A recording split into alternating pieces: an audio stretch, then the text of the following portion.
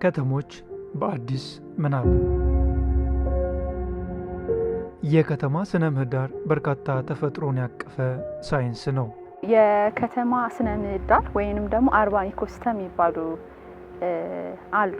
ከዛ ውስጥ እንግዲህ አንዱ እንደ አጋጣሚ አሁንም ያለንበት ቦታ እንደሚያሳየው ወንዝ ነው። ወንዝና የወንዝ ዳርቻ። ስለዚህ በዚህ ዙሪያ ላይ ጥናት ይጠና ቢባል ከወንዝና ከወንዝ ዳርቻ ጋር በተገናኘ የወንዙን የስነ ህይወታዊ ገጽታው ምን ይመስላል? ወንዙ እንደተፈጠረ ነው ወይ ያለው? ፖሊሽን ብክለት አለ ወይ? መስጠት ያለበትን ለከተማው እየሰጠ ነው ወይ አይደለም ወይ? እንደገና ከተማ ደኖች አሉ።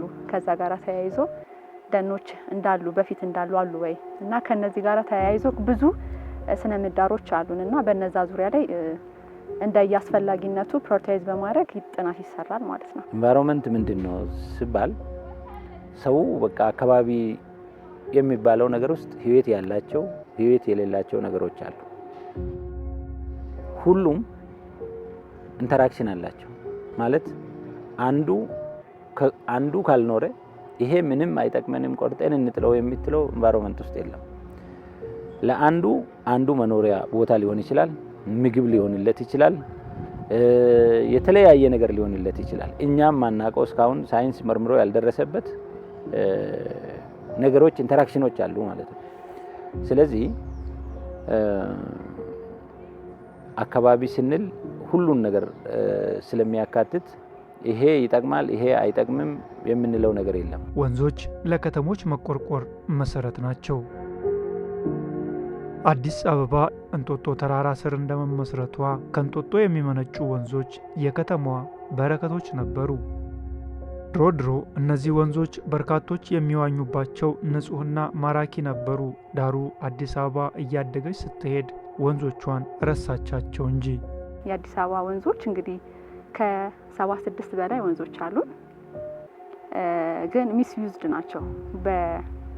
በአግባቡ አልተጠቀምንባቸው። እንደው እኛ እንኳን በታሪክ ባንደርስ ትላልቅ ሰዎች ሲያወሩን ከምናነባቸው ነገሮች ብዙ የምንረዳቸው ነገሮች አሉ። በፊት ወንዞቻችን ለመጠጥ ይውላሉ። እንስሳቶች ይጠጡታል፣ ልጆች ይዋኙበታል። ለቤት ለብዙ መሰረት ለሆኑ ነገሮች መነሻ እንትኖች ወንዞቻችን ናቸው። ግን ይሄ አርባናይዜሽኑ የከተማ መስፋፋት ከእለት ወደ እለት እየሰፋ ሲመጣ ነዋሪዎቿ በብዛት ሴትል የሚያደርጉት ወንዝ ዳርቻ ነው። ወንዝ ራሱ አንድ ስነ ምህዳር ነው። ወንዙ ብቻ ሳይሆን ዳርና ዳር ያለው በፈር ኤሪያ ራሱ መገለጫ አለው። በእጽዋት ጥቅጥቅ ብሎ ተሸፍኖ እዛ አካባቢ መኖር ያለባቸው እንስሳቶች አሉ። ኢኮሲስተሙ አንዱ ካንዱ የሚገናኝበት ኢንተራክሽን በጣም ሰፊ ነው። ሰው ግን እዛ አካባቢ ሴትል አድርጎ መኖር ሲጀምር ወንዙ የተፈጥሮ ማንነቱን አጣ። ከዚህ ጋር ተያይዞ ደግሞ ዋነኛው ብክለት ነው። አሁን ብናይ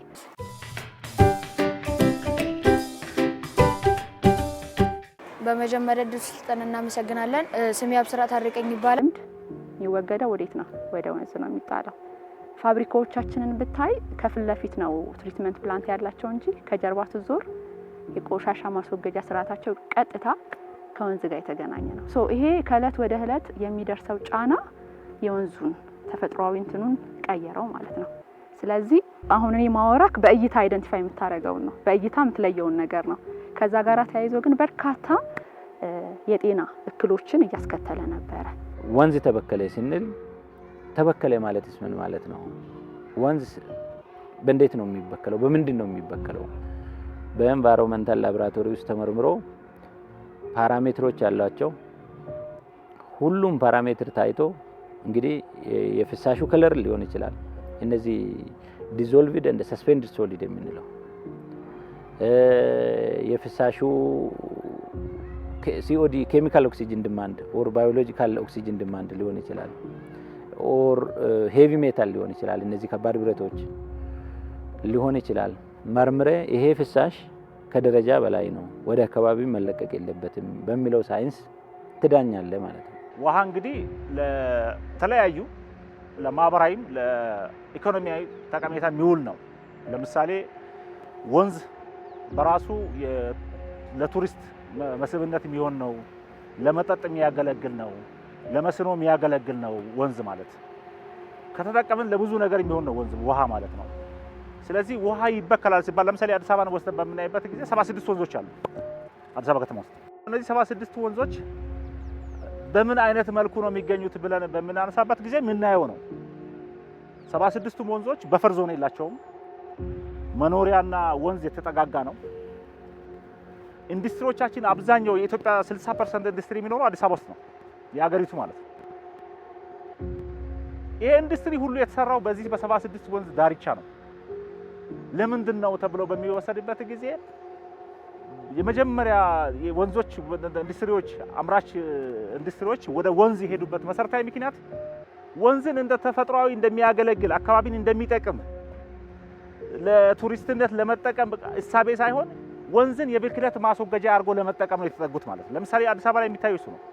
አብዛኛው ኢንዱስትሪ የወንዝ ዳርቻ ላይ ነው የሞላው ማለት ነው።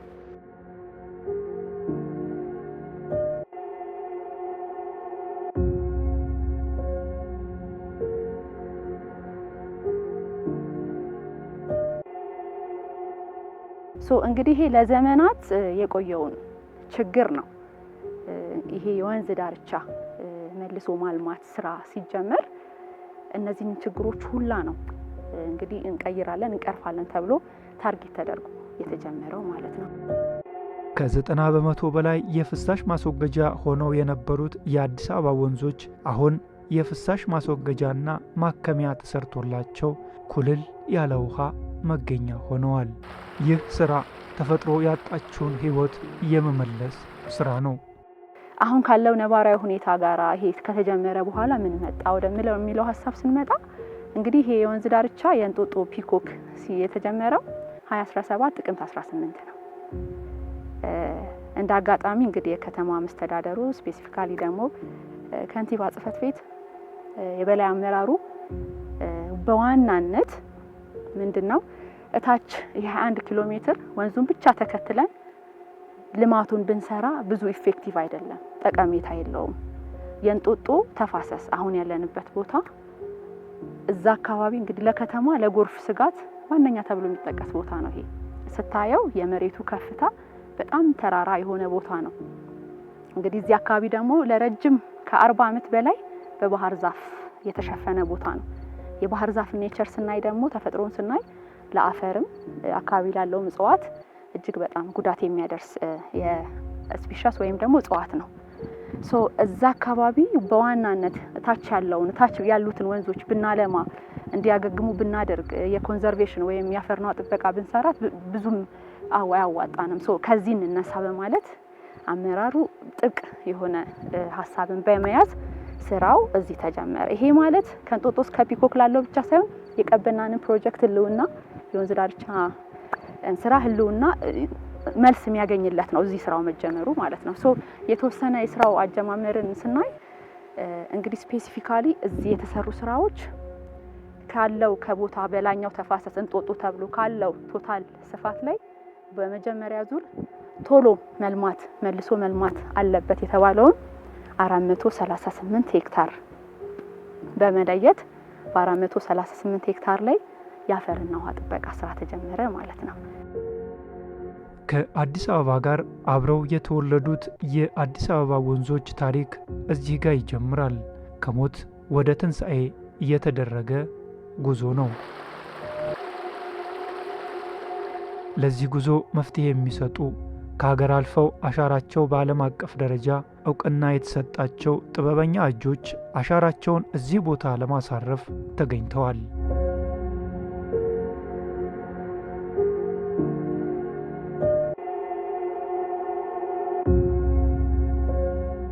በአገር ግንባታና ለውጥ አገር ውስጥ ይሄን እድል አግኝቶ የራሱን አሻራ ማሳረፍ ማለት ቀላል ነገር አይደለም። በይሄ እዚህ እኛን ራሱ የጋበዙ አካላትና ይሄን አሻራችን እንድናሳርፍ ያደረጉን እናመሰግናቸዋለን። ግን በጣም ከፍተኛ ደስታ ነው የተሰማን። ከኋላ አሁን መጀመሪያ ዓመት መተን የሰራነው ስራዎች ራሱ ከኋላ አሁን ሶር ብለን ስናይ ለኛ ራሱ አዲስ መስላል። ስለዚህ በጣም ከፍተኛ ስሜት ነው የተሰማን። ይበልጥ ስራው ያው ጉልበት የሚጠይቅ ነው። እኛ እንግዲህ ስራው እያማረ ሲመጣ ጉልበት የሚጠይቅ ቢሆን አድካሚ ቢሆንም እያስደስት ነው የመጣው።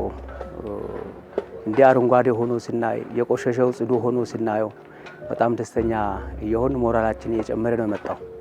ይሄ ሲጀመር እንግዲህ እንደ ዓለም በዩኔስኮም ደረጃ በዚህ በአፈርና ውሃ ጥበቃ ስራ ውስጥ ትልቁን ድርሻ ሪኮግናይዝም እውቅና የሚያገኙት የኮንሶ ማህበረሰብ ናቸው። ሶ ለዚህ ትልቁ መድኃኒት እነሱ ናቸው። ይሄ የተራቆተውን አፈር ታጥቦ የሚሄደውን አፈር የሚወጣውን ጎርፍ በእነሱ እጅ ጥበብ እንስራው በማለት ተጀመረ ስራው ማለት ነው። የመጀመሪያው አያቶችን አመሰግናለሁ። ከመናገር በፊት አያቶችን አመሰግናለሁ። ምክንያቱም ከአያት ተሞክሮ ወስደን ይህን በዩኔስኮ ላይ የተመዘገበችውን አያቶች የሰሩት ነው። እኛ የአያቶች ልምድ ይዘን ወደ ሀገራችን ዋና ከተማ መተን የሀገራችን ዋና ከተማ ብቻ አይደለችም የአፍሪካ የጥቁሮች ዋና ከተማ ላይ መተን በመሰረታችን እጅግ በጣም ደስተኛ ነኝ። የአካባቢ ጉዳይ እንደ ሀገር እሹ አልነበረም እውነት ለመናገር። አሁን በተለይ ይሄ ለውጥ መንግስት ከመጣ ወዲህ እንደ ሀገርም በጣም ፕራዮሪቲ ከተሰጣቸው ጉዳዮች አንዱ አካባቢ ነው። የዚህ ማሳያ ክብር ጠቅላይ ሚኒስትር አብይ ወደ ስልጣን ከመጡ በኋላ የመጀመሪያ ላውንች ያደረጉትን የአረንጓዴ አሻራ ፕሮጀክትን በመናይበት ጊዜ ዋና ኮንሰፕቱ ይሄ ሀገር ይሄ ዓለም በአየር ንብረት ለውጥ እየታመሰች ነው፣ ብክለት አገርን ሊያጠፋ ነው፣ ዓለምን ሊያጠፋ ነው የሚል ኮንሰፕት ነው ዋናው ማለት ነው። ከዚህ ተነስቶ ዓለም ላይ የሚከሰተውን የአየር ንብረት ለውጥ ለመቋቋም እኛ ዛፍ መትከል አለብን የሚል ኮንሰፕት ከዛ ነው የሚጀምረው። አንዱ ነው። ሁለተኛው በኋላ ላይ የመጣው ብክለትን ከመከላከል አንጻር የተወሰዱ እርምጃዎችና የንቅናቄዎች ባለፈው አሁን ብክለት ይብቃ ውበት ይንቃ የሚለው ንቅናቄ የፕራይም ሚኒስተሩ ኮንሰፕት ነው።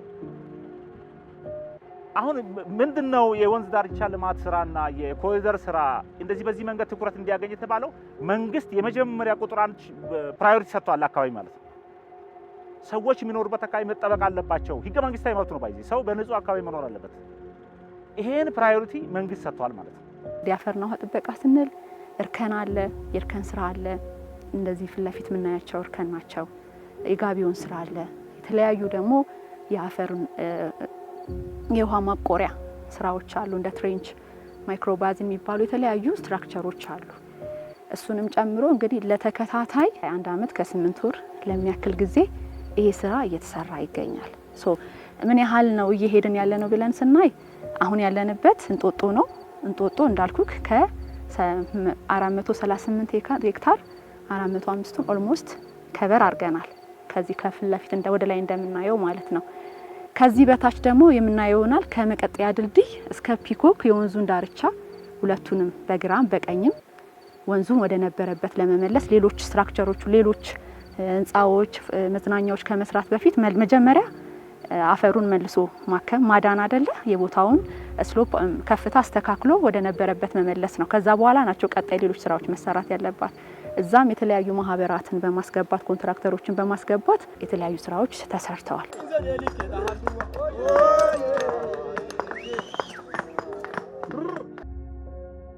አደገኛ ለወንጀል የተጋለጡ ለጎርፍ ምክንያት የነበሩትና ማንም ሊጠጋቸው ቀርቶ ዞር ብሎ ሊያቸው የማይፈልጋቸው ወንዞች አሁን ላይ የሳይክል መንገድና የስፖርት ማዘውተሪያዎች የተሰሩላቸውና በርካቶች የእረፍት ጊዜያቸውን የሚያሳልፉባቸው ውብ ቦታዎች ሆነዋል።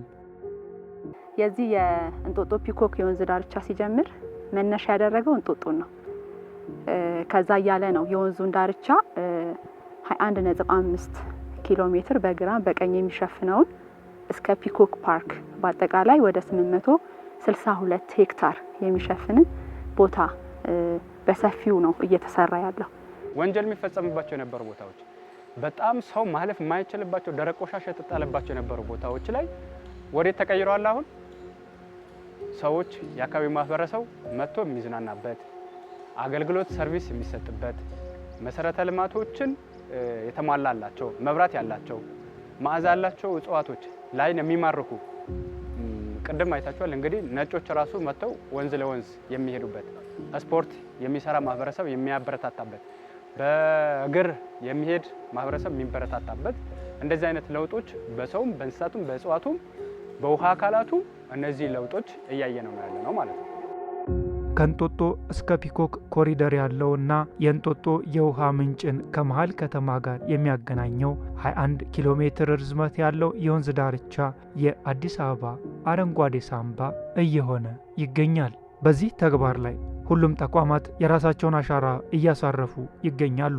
ከነዚህ ተቋማት መካከልም የአዲስ አበባ ከተማ አስተዳደር አካባቢ ጥበቃ ባለስልጣንም የራሱን ጉልህ ድርሻ እየተወጣ ይገኛል። ተቋሙ በራሱ እና ሌሎች ተቋማትም አሁን የአዲስ አበባን ውብ ማድረግ አዲስ አበባን ለኑሮ ምቹ ለማድረግ በርካታ ስራዎች እየተሰሩ ናቸው። ቅድም እንዳነሳሁትም የመጀመሪያው ስራ ተደርጎ የሚወሰደው የወንዝ ዳርቻ ልማት ነው። ዋናው የአዲስ አበባ የፍሳሽ ብክለት ምንጭ እየተቀረፈ ነው። አንዱ እሱ ነው። ሁለተኛው የኮሪደር ልማት ነው። አሁን የአዲስ አበባን የፍሳሽ ብክለት ስናነሳ አብዛኛውን ፐርሰንት የሚይዘው ዶሜስቲክ ዌስት ነው ወይም ከመኖሪያ ቤቶች የሚወጣው ዌስት ነው። እነዚህ ዌስቶች ደግሞ መሰረታዊ ምክንያት ምንድነው ሲባል ሲዌሬጅ መስመር አልደረሰላቸውም። አንጆቹ የተቀናጀ በጣም የዘመናዊ ኔትወርክ የሆነ ሲዌሬጅ መስመር የለንም። አሁን ኮሪደር ልማት እየሰራ ያለው ምንድነው ይሄን ኔትወርክ ማሳለጥ ዘመናዊ ማድረግ ነው እየሰራ ያለው ማለት ነው። አካባቢን በመበከል በደረቅ ቆሻሻ በፍሳሽ ሊሆን ይችላል፣ በድምጽ ሊሆን ይችላል፣ በአየር ሊሆን ይችላል በመበከል ሌሎችን የማወክ ስራዎች እንዳይሰሩ አካባቢ ጥበቃ ያን ሁሉ አግባቡን ይዞ እንዲሄድ የሚያደርግ መስሪያ ቤት ነው። እሱ ብቻ አይደለም። የብዛ ህይወት ወይም ደግሞ የኢኮሲስተም የባዮዳይቨርሲቲ እነዚህ ስብጥር ሰው ከእንስሳት ጋራ፣ እንስሳት ከእጽዋት ጋራ፣ እጽዋት ከአዋፍ ጋራ፣ አዋፋት ከውሃ አካላት ጋራ አንድ ላይ በመጣመር ሲስተምን ወይም ስርዓትን ፈጥሮ የመኖር ሂደት የማስቀጠል አንደኛ አካባቢ ጥበቃ ነው። አካባቢ ይህን ስትጠብቅ የአፈርና ውሃ ጥበቃ ስራ ስትሰራ የወንዞች እንዳይበከሉ፣ የሰው ልጅ እንዳይጎዳ፣ እጽዋት እንዳይጎዱ፣ እንስሳት እንዳይፈልሱ፣ እንዳይሞቱ፣ ጫካው ወይም ደግሞ ደኑ እንዳይቃጠል፣ በህገወጥ መንገድ እንዳይቆረጥ፣ እነዚህ አየሩ እንዳይበከል ይህን ሁሉ የአካባቢ ጥበቃ ስራ ነው። ስለዚህ የአካባቢ ጥበቃ ይሄንን ስርዓት ይዞ እንዲሄድ ሌሎችን መስሪያ ቤቶች የመቆጣጠር፣ የመደገፍ፣ የመከታተል ኃላፊነት ተሰጥቶታል ማለት ነው። ስለዚህ ያንንን ኃላፊነት መቆጣጠር ብቻ ሳይሆን ወርዶ እየሰራ ጭምር ነው። በተለይ አሁን ከፍተኛ በጀት በመመደብ የአካባቢ ጥበቃ በኮንሶ ማህበረሰቦችን በእንጦጦና በዚህ አሁን እኛ ባለንበት በቀበና ወንዝ ላይ የሚሰሩ ስራዎች ላይ የአፈርና ውሃ ጥበቃ ስራ እየሰራ ነው፣ እየተከታተለ ነው። አመራሩ ድጋፍ እንዲያደርግ ባለሙያዎቹ ወጥተው እንዲሰሩ እያደረገ ነው ማለት ነው። ከዚህ ቀደም በከተማዋ ወንዞች ያሉባቸው በርካታ ቦታዎች በመኪና ለመሻገር እንኳ አዳጋች እንደነበሩ የቅርብ ጊዜ ትውስታ ነው። አሁን ላይ ግን ተመራጭ የመዝናኛ ስፍራዎች መሆን ችለዋል።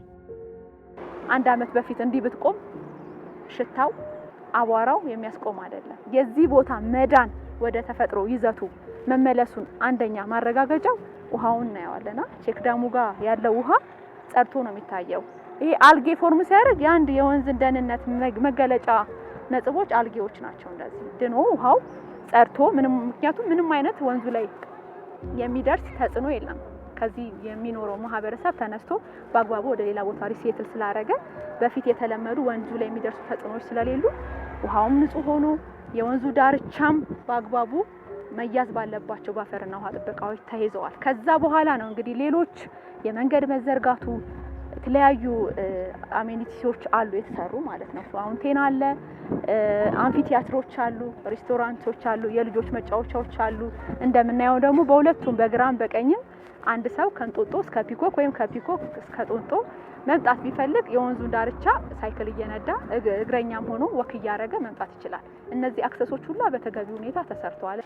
የሰው ልጅ በተሰጠው ንቃተ ህሊና ከአዋፍት ከእንስሳት የበለጠ ከውሃ አካላት የበለጠ ከደን የበለጠ ከሌሎች የበለጠ እንዲከባከብ ኃላፊነት የተሰጠው ለማን ነው? እንዲያስተዳድር የተሰጠው ለማን ነው? የሰው ልጅ ነው። ስለዚህ እኛ ተፈጥሮ አጥፍተን ሳይሆን ተፈጥሮ እየተንከባከብናት ብንኖር ተጠቃሚ ነው የምንሆነው። ስለዚህ በሚሰራ የወንዝ ልማት ላይ በሚሰራው የኮሪደር ልማት ላይ ማህበረሰቡ ልዩ ድጋፍ ሊያደርግ ይገባል።